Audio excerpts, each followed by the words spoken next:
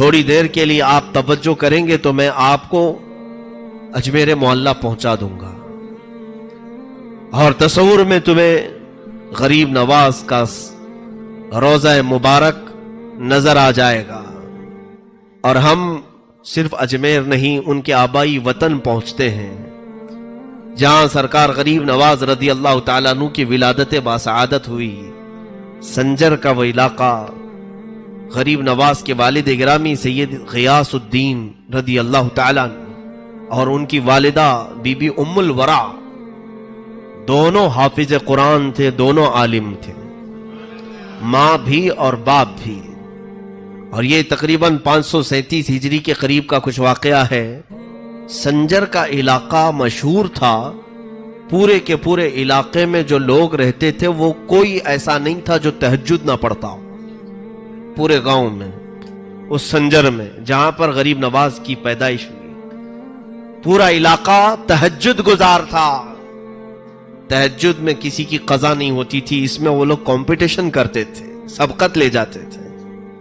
ایک رات ایسی آئی، 13 رجب المرجب تاریخ یہ بتائی گئی ہے، 13 رجب کی تاریخ تھی، اور آسمان پر آدھی رات میں ہی سفیدی ظاہر ہو گئی، اور اتنی سفیدی سی آئی کہ لوگوں کو گمان ہونے لگا کہ صبح صادق ہو چکی۔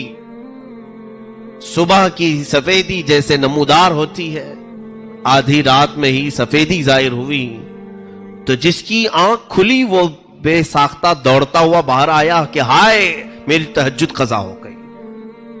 سوئے ہوئے تھوڑی سی آنکھ کیا لگی کہ آنکھ کھلی تو دیکھا روشنی ہے، اور جب صبح کی روشنی آ گئی تو تہجد کا وقت ختم ہوا۔ سنجر کے علاقے میں یہ خبر پھیلی، اور جتنے متہجد تھے، جتنے تہجد گزار تھے، سبوں کو ظاہر سی بات ہے وہ بزرگوں کا تال میل بہت اچھا تھا کہ ایک عبادت کرتا تو دوسرے کو اٹھا بھی دیتا تھا، دوسرے کو تعاون بھی کرتا تھا۔ سارے لوگ جمع ہونا شروع ہو گئے کہ کیا حال ہے، کیا حال ہے۔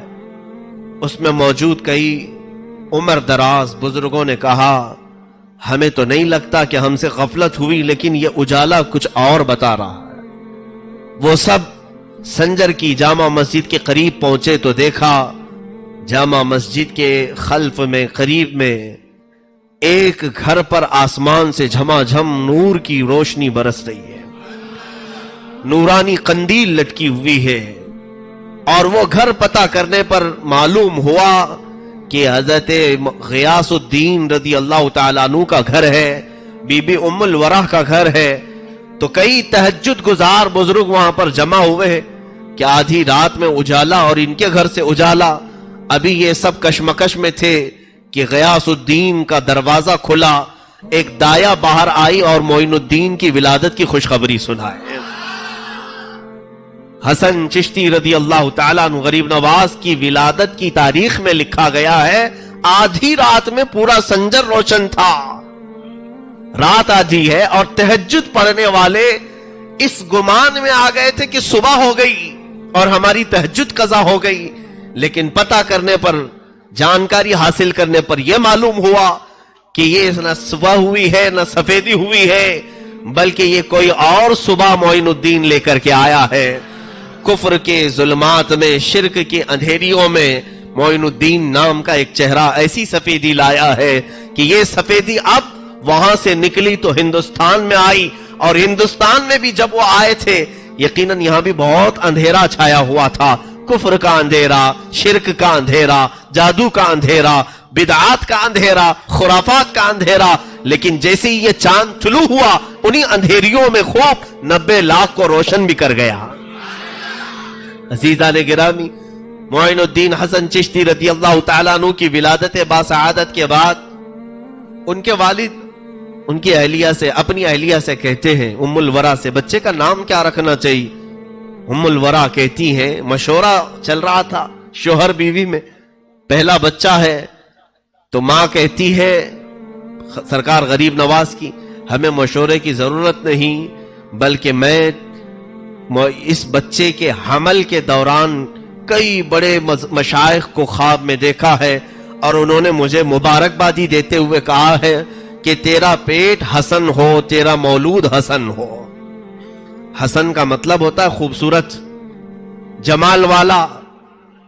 تو یہ مشائخ نے میرے حمل کے دوران مجھے رات میں کئی ایسی خوشخبریاں سنائی تھی کہ تیرا پیٹ، تیرا شکم حسن ہو اور تجھ سے پیدا ہونے والا حسن ہو۔ حسن کا مطلب خوبصورتی۔ تو کیوں نہ ہم ان مشائخ کی اسی بشارت پر بچے کا نام حسن رکھتے ہیں، اور پھر جب ان دونوں نے حسن نام رکھا تو غیب سے ندا آنے لگی حسن معین الدین، حسن معین الدین، یعنی یہی حسن ہے جو دین کی مدد کرے گا۔ معین کا مطلب ہوتا ہے مدد کرنے والا۔ اب یہ بچپن کی آپ کی ولادت کے بعد پرورش جو ہوئی، اب اس میں بتانے کی چندہ ضرورت نہیں، آپ کو میں بات بتا دوں۔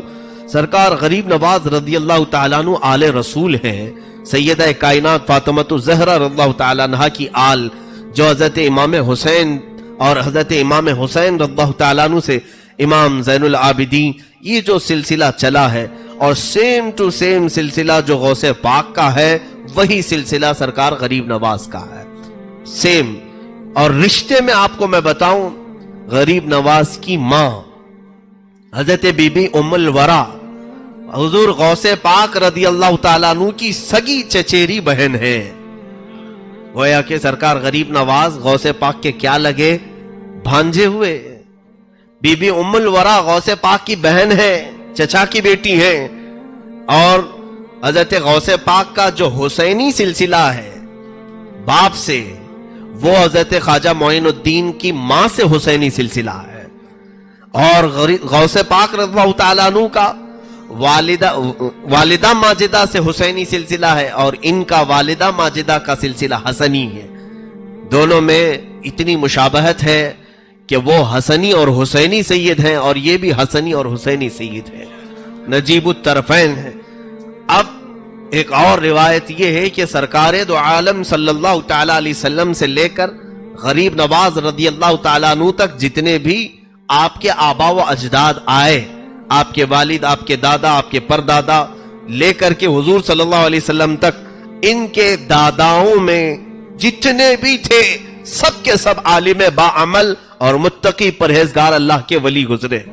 اس میں سے ایک بھی کوئی عام آدمی نہیں ہے، ہر ایک اپنے وقت کا قطب ہے۔ ظاہر سی بات ہے حضور پاک صلی اللہ تعالی علیہ وسلم کی وہ امانت جس گھر میں قطبوں کے ذریعے سے، اقطاب کے ذریعے سے آئی ہو، تو پھر اس کی تربیت کس شان سے ہو رہی ہوگی۔ آپ بچپن میں ہی حافظ قرآن بنے۔ سرکار غریب نواز رضی اللہ تعالیٰ عنہ کا سب سے پسندیدہ مشغلہ قرآن کی تلاوت۔ کہیں پر بیٹھے قرآن پڑھتے تھے، گھر میں بیٹھے قرآن، باہر بیٹھے قرآن۔ ان کے والد جب آپ کی عمر مبارک 14 سال کی تھی، فرماتے ہیں معین الدین کو کہیں پر بھی کسی کام پر لگایا جائے وہ قرآن کی تلاوت میں رہتا اور کام خود بخود ہوتے رہتے تھے۔ ایسا کئی مرتبہ ہوا۔ اب غریب نواز رضی اللہ تعالیٰ عنہ کے والد ماجد جب ان کی عمر 14 سال کے قریب تھی، وصال پاک ہے، اور صرف ابھی 1.5 سال نہیں ہوا تھا کہ والدہ ماجدہ بھی وفات پا گئیں۔ آپ کی وراثت میں، باپ کی وراثت میں سرکار غریب نواز کو صرف ایک چھوٹا سا باغیچہ انگوروں کا اور کچھ پھلوں کا اور ایک پنچکی آئی، جس سے آپ اپنا گزر بسر فرما رہے تھے۔ اور حال یہ تھا کہ باغیچے میں غریب نواز رضی اللہ تعالیٰ عنہ خود اپنے ملفوظات میں فرماتے ہیں ان کا کام تھا قرآن کی تلاوت، اور اتنی مسحور آواز تھی، اتنی پیاری دلکش آواز تھی کہ چلنے والے راستے پر رک جایا کرتے تھے، حتیٰ کہ غیر مسلم بھی غریب نواز کی تلاوت سننے کے لیے کھڑے ہوتے تھے۔ قرآن پاک کی تلاوت اتنی شاندار انداز میں کرتے تھے، اور فرماتے ہیں کہ جب وہ باغیچے میں تلاوت کرتے، رات کے وقت پورے باغیچے کی جھاڑو بھی لگ جاتی، جو پتے گرتے تھے وہ بھی ایک جگہ جمع ہو جاتے تھے۔ صبح آتے سارا کام پورا مکمل ہو چکا ہوتا۔ حضور غریب نواز رضی اللہ تعالیٰ عنہ نے فرمایا آخر میرا کام کرتا کون ہے؟ مجھے کسی دن باغیچے میں جھاڑو جھاڑنے کی ضرورت نہیں پیش آئی، اور روزانہ پتے گرتے ہیں درختوں کے، یہ کبھی جمانے کی نوبت نہیں آئی۔ یہ سوچ کر کے آپ نے ارادہ کر لیا کہ آج کی رات میں باغیچے میں ہی رکتا ہوں اور دیکھتا ہوں کہ جھاڑتا کون ہے۔ کوئی تو ہوگا جو میرے صبح آنے سے پہلے ہی جھاڑو لگاتا ہے اور پتے جمع کر کے رکھتا ہے. رات کا آخری پہر تھا. صبح صادق سے پہلے اچانک باغیچے میں ہلچل شروع ہوئی. جھاڑو جھاڑنے کی آوازیں اور پتے جمع کرنے کی آوازیں. ڈالیں ٹوٹ رہی ہیں جو سوکھی ہوئی اور ایک جگہ جا کے جمع ہو رہی, لیکن نظر کوئی نہیں آ رہا ہے. یہ کام ہونے لگا تو سرکار غریب نواز رضی اللہ تعالیٰ بیدار تھے, جاگ رہے تھے. آپ قریب چلتے ہوئے آئے. توجہ چاہتا ہوں, آپ نے آواز دی کہ جو کوئی بھی ہے دوست کو دوست سے پردہ نہیں کرنا چاہیے. اگر میری کوئی اتنی مدد کر رہا ہے تو میرا دوست ہی ہوگا, اور دوست کو دوست سے پردہ نہیں کرنی چاہیے, آ جانا چاہیے سامنے. جیسے ہی آپ نے آواز لگائی, اچانک 6 لوگ وہاں پر نمودار ہوئے. 6 ایسے بزرگ تھے, ان کی حیت شکلیں بہت ہی اعلیٰ قسم کی اور بہت ہی اونچی. سرکار غریب نواز نے پہلی مرتبہ انہیں دیکھا. پوچھا آپ حضرات ہیں کون؟ تو انہوں نے کہا ہم سب جنات ہیں. جنات ہیں. ان کی عمریں کئی 100 سال کی تھیں. کہا کہ بچپن سے آپ اپنے والد کے ساتھ اس باغیچے میں آتے ہیں اور آپ قرآن کی تلاوت کرتے ہیں, تو ہم آپ کا قرآن کا تلاوت کرنا برسوں سے سن رہے ہیں, اور آپ کا سن کر کے ہمارا قرآن صحیح ہو گیا ہے. ہم قرآن پڑھنے میں تجوید میں غلطیاں کرتے تھے. جب سے آپ کی تلاوت قرآن ہم نے اس باغیچے میں سنی, ہماری تلاوت صحیح ہوئی, ہماری تجوید صحیح ہوئی. اس اعتبار سے آپ ہمارے استاد ہوتے ہیں. استاد کا اتنا ادب و احترام تو کرنے کے حق ہمیں بنتا ہے. آپ کے باغیچے کی اگر ہم رکھوالی نہ کریں تو پھر کون کرے؟ ہم آپ کے شاگرد ہیں قرآن کی تلاوت کے اعتبار سے. اس طرح سے یہ بچپن کے حالات ہیں سرکار غریب نواز کے. لیکن کوئی چیز آپ کو غرور اور تکبر میں کبھی مبتلا نہیں کی. جسے کوئی جن آ کر کے کہہ رہا ہو کہ تمہارے کام میں کر دیا کروں گا, وہ پھر فخر سے کیا کیا سوچ لے گا. اب تو جنات میرے قبضے میں ہے, ڈراؤں سب کو. جس کے پاس ہے نہیں وہ جھوٹا بابا آ کر کے یہاں لوگوں کو کہتا ہے جنات ہے میرے پاس, جنات ہے ہمارے پاس. عجیب و غریب بات ہے, سرکار غریب نواز رضی اللہ تعالیٰ عنہ کے سامنے ان کے ہزاروں مریدین جنات میں تھے, لیکن کبھی غرور نہیں آیا, کبھی تکبر نہیں آیا. اور پوری زندگی پاک میں کبھی آپ نے جنات کی مدد نہیں لی. یہ ثابت کرنے کے لیے کہ جنات کو اللہ نے انسانوں کے بعد کا مرتبہ دیا ہے. تو اللہ نے جب تمہیں اشرف المخلوقات بنایا ہے تو تم سے جو ادنا ہے ان سے کیوں خدمت لو؟ اپنی حیثیت وہ بناؤ کہ جنات خود تمہاری مدد کے لیے حاضر ہو جائیں. اور وہ سرکار غریب نواز رضی اللہ تعالیٰ عنہ نے توجہ کی نظر بھی نہیں فرمائی ان کے اوپر. کہا ٹھیک ہے جاؤ اپنے کام میں لگے رہو. 2-4 دن گزرے تھے کہ آپ کی عادات جو خصلتیں سیرت نگاروں نے لکھی ہے, بڑی پیاری عادتیں ہیں. کئی ایسے اخلاق جس کو کہا گیا ہے تخلقوا باخلاق اللہ, اللہ کے اخلاق میں اپنے آپ کو ڈھال لو. اللہ کے اخلاق کیا ہیں؟ اخلاق کا لفظ حدیث پاک میں یہ آیا ہے کہ رب تبارک و تعالی جن چیزوں کو پسند فرماتا ہے ان چیزوں کو ڈھال لو اپنی زندگی میں. حضرت معین الدین حسن چشتی غریب نواز رضی اللہ تعالیٰ عنہ کی عادتوں میں بچپن سے غریب نوازی رہی ہے, چھوٹی عمر سے ہی. یہاں تک کہ چھوٹی عمر میں جب آپ کی ولادت ہوئی اس وقت سے لوگوں نے دیکھا ہے کہ آپ کی غریب نوازی کیسی ہے. ایک دن باغیچے میں کام کر کے تھک کر بیٹھے تھے کہ ایک کوئی بزرگ آئے. آ کر کے انہوں نے پوچھا کہ کچھ کھانے کو ملے گا. جلدی سے اس درویش کو بٹھایا, مدد کرنا آپ کی فطرت میں تھا. بٹھایا اور بٹھا کر کے ایک انگور کا خوشہ توڑ لائے اور لا کر کے انہیں بڑے ادب سے دھل کر کے صاف کر کے ایک ایک انگور پیش کرتے تھے, جیسے کوئی اپنے عزیز مہمانوں کے لیے کرتا ہے. اب جب انگور کے خوشے تناول کیے, اس بزرگ نے پوچھا بیٹا تمہارا نام کیا ہے؟ کہا میرا نام حسن ہے اور لوگ معین الدین بھی کہتے ہیں. وہ بزرگ چونک گئے اور اس کے بعد انگور کے خوشے کھاتے کھاتے وہ رک گئے. کہا میں آج مقصد کو پہنچا ہوں, آج میں اپنے مقصد کو پہنچا ہوں. کہا کہ کیا مقصد کو پہنچے؟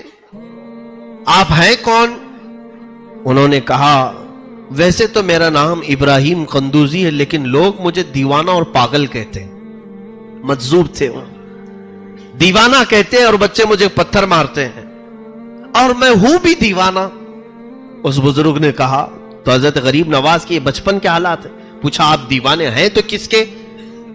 تو حضرت ابراہیم قندوزی جو آئے تھے مجذوب، انہوں نے کہا میں حاجی شریف زندانی میرے مرشد کا دیوانہ ہوں، اور انہوں نے مجھے دیوانگی کی حد تک پلایا ہے اور چھوڑ دیا، اور مجھے ایک روٹی دی تھی، اور اس روٹی کو یہ کہہ کر کے مجھے دیا تھا کہ جب تم اس مقام پر پہنچو جب تمہیں ساتوں عرش بغیر کسی تکلف کے نظر آنے لگیں تو آدھی روٹی کھانا، یا آدھی روٹی کھا لینا، اور آدھی روٹی اپنے پاس رکھنا. ایک بچہ آئے گا معین الدین حسن نام کا، یہ اس کی امانت رہے گی. میں اس آدھی روٹی کو پچھلے 30 سالوں سے سنبھال کر رکھا ہوں. آدھی روٹی کو، نہ روٹی سوکھتی ہے نہ سڑتی ہے، میری جھولی میں ایسی ہے. وہ روٹی اٹھائی، حضرت غریب نواز کو دیا کہ یہ آپ کی امانت ہے، اور اس کے بعد وہ اچھل کود کرتے رہے جیسے دیوانے کرتے ہیں، کپڑے پھاڑتے رہے اور بال اچھالتے رہے اور چلے گئے، غائب ہو گئے.